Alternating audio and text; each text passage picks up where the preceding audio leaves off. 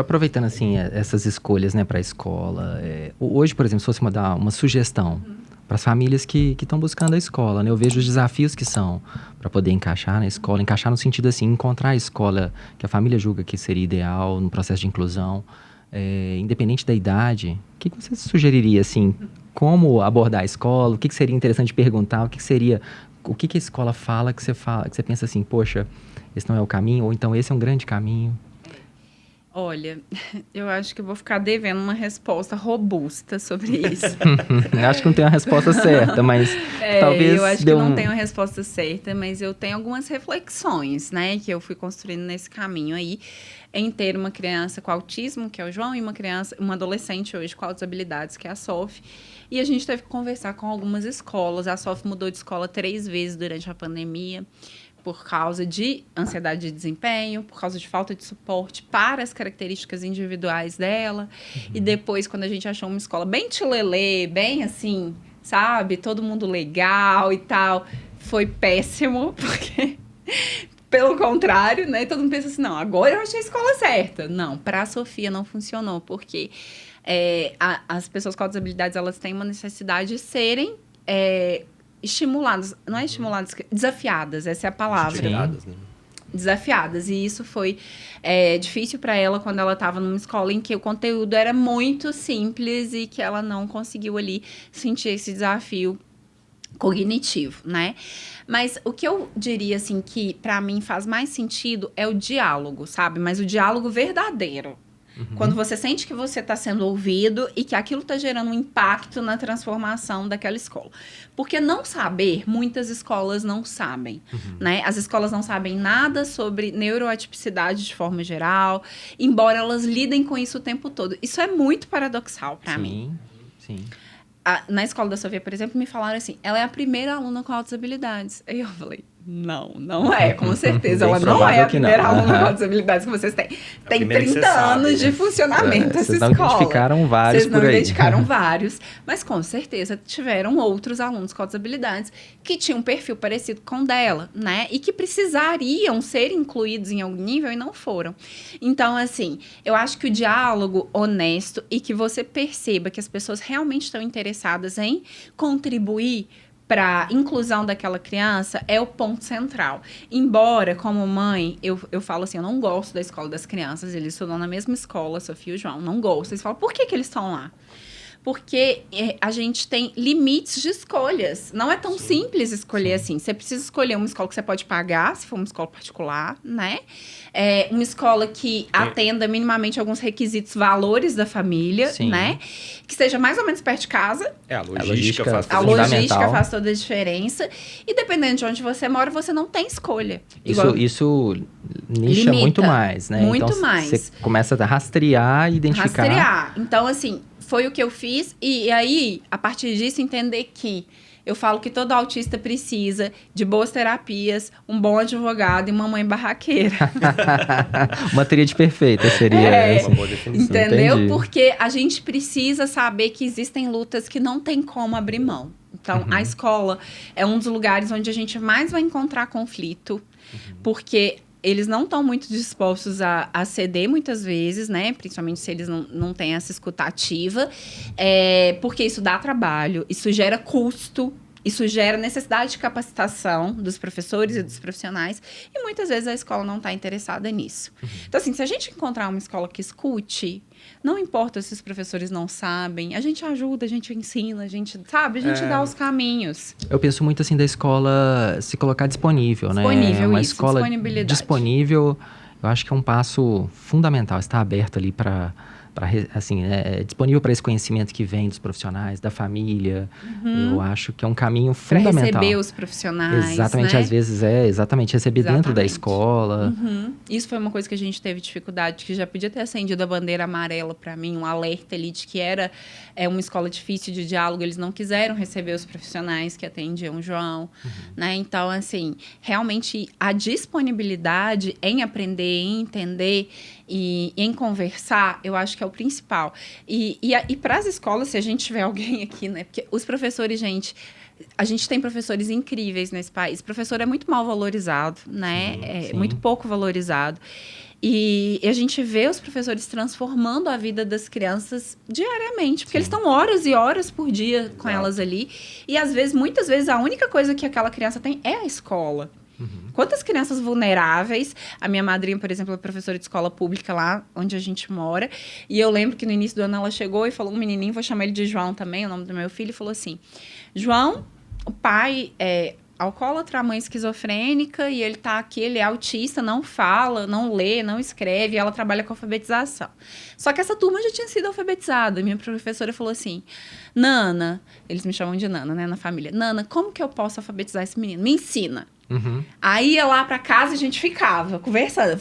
Madrinha, faz isso, faz aquilo. Gente, João tá escrevendo, sabe? Então, assim, João tá respondendo, ele não falava. Não é que ele não falava na escola, só que a gente não sabia disso. Então, a gente foi pelas estratégias comportamentais ali, juntando o conhecimento que a minha madrinha tinha sobre criança e alfabetização, e ela conseguiu transformar um pouco a vida do João. Ela plantou uma semente que vai lá na frente dar muitos frutos para ele, sabe? E isso é muito bonito de ver. A gente vê os professores com muitas vezes nesse intuito, só que eles estão sozinhos. Na maioria das vezes. Não, até a ideia do Neuroeduca, né? Assim, a gente tinha, assim, quando eu estava lá na faculdade, um pouco dessa vivência, né? A gente já tinha um pouco desse projeto lá com a Leonor, que era levar para os professores o que seria o aprendizado, o desenvolvimento.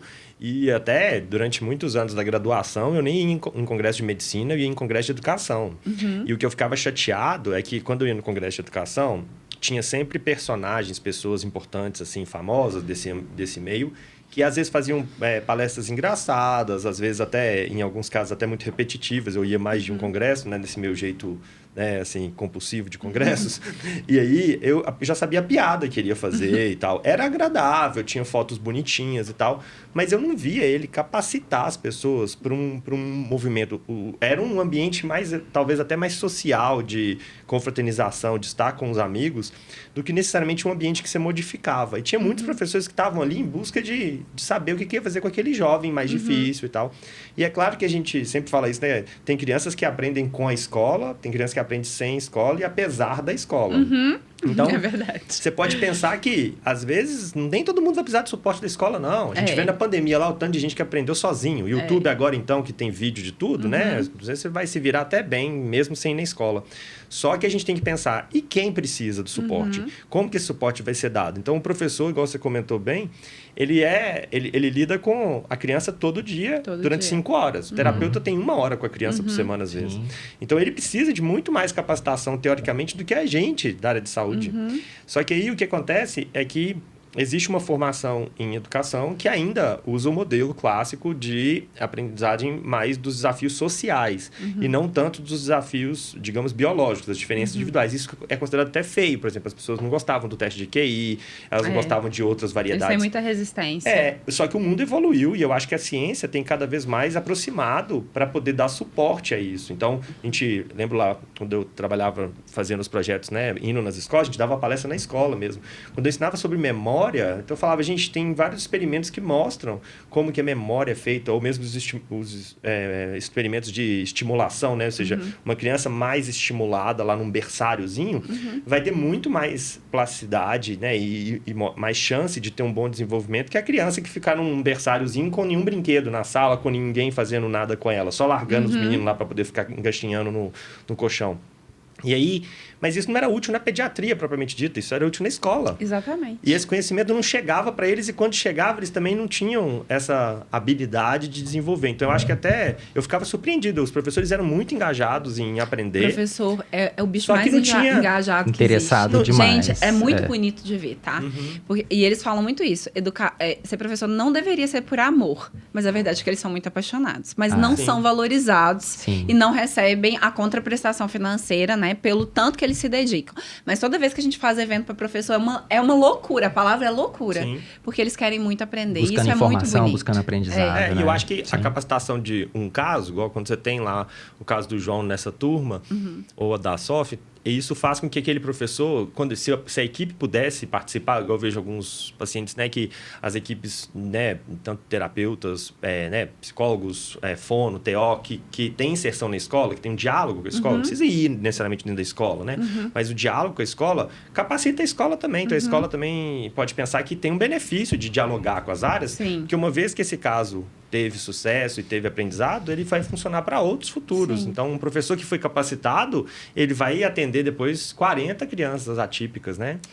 E assim, eles não entendem, por exemplo, a escola, né, enquanto instituição, tem muita dificuldade. Por exemplo, uma vez eu lembro que eu estava dando uma aula sobre comportamento inapropriado e eu falei assim, olha, você tem um aluno que toda vez que ele levanta da carteira, você chama a atenção dele, toda vez que ele joga bolinha de papel, você chama a atenção dele, mas o que ele tá querendo, eu falo que é o Vitor Hugo, que toda sala tem um Vitor Hugo. O que ele tá querendo é a sua atenção. Sim. Então, se toda vez que você fizer isso, né, se a função daquele comportamento for atenção, ele vai fazer cada vez mais e mais. Porque toda sala tem um menino bagunceiro que quer atenção e que fica fazendo coisas para ter atenção. E os professores dão atenção, porque realmente mobiliza a atenção de todo mundo que tá ali. Mas se a gente conseguir redirecionar isso, dar atenção para ele, por exemplo, com ele sendo o monitor da turma, o assistente do professor, né? Quando ele faz algo positivo, a gente elogia, a gente traz ali um reforço, um elogio para aquela criança, isso vai ser muito mais útil para o andamento da aula.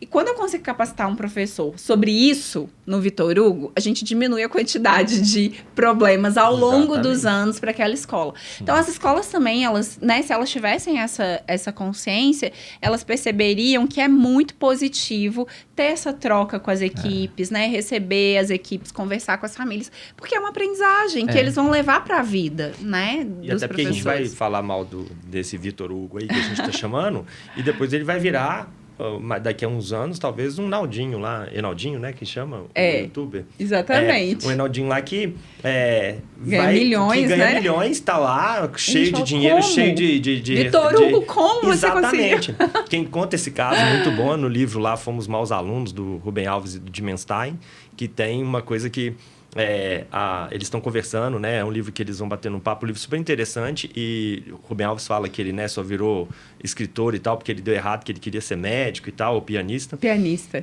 Pianista. Adoro o Rubem Alves. E ele tinha a linha também... mas tinha uma linha na família que também era médica. Ele falou, não, isso não vai dar certo pra mim. Aí tinha o do piano, que ele falava que o piano é bonito até. Ele fala, né, que ele tentava botar o piano dentro dele. E as pessoas, na verdade, quem é pianista tem que botar o piano pra fora, né? Igual isso é lindo, o Nelson Freire fazia.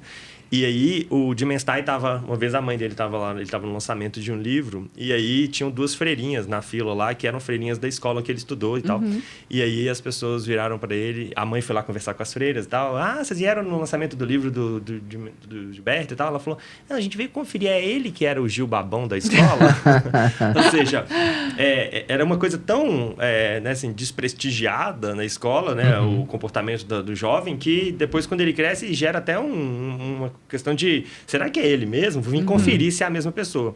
E esses casos mostram pra gente o tanto que a escola, às vezes, não está conseguindo acertar em como é que vai dar certo, e aquele estresse que a pessoa teve, né, na escola, ele poderia ser usado até como resiliência, às vezes, mas não de direcionamento, de dizer quem vai dar certo na vida e quem não vai. Meus colegas de escola lá que deram certo, a maior parte deles não eram pessoas que a gente apostaria em termos, né, de resultados brilhantes. Não eram CDFs, né? E os CDFs, às vezes, estão frustrados, trabalhando lá, às vezes, no SUS ou em algum outro lugar, na polícia lá e tal, servindo, né, de mão de obra ali para um sistema já engessado e faz o trabalho dele lá com qualidade, mas vive reclamando. Meus colegas de medicina reclamam muito mais do que os colegas não médicos. Então, talvez tenha um pouco dessa reflexão da gente pensar. E o quanto que a gente perde de potencial humano. Exatamente. Sim. Né, por manter as coisas engessadas desse jeito. Quanto mais a gente estuda o desenvolvimento, e aliás, quanto mais a gente estuda o ser humano, a gente percebe que as características da personalidade é espectral, né? Não só no espectro do autismo. Mas todas as nossas características, né? E claro que é um desafio, sim, propor uma escola que sirva para essas pessoas tão diversas. Mas eu acho que se a gente flexibilizar um pouco as coisas, a gente não precisa ter uma escola que atenda a tudo. Mas um pouco menos rígida, né? Sim, concordo.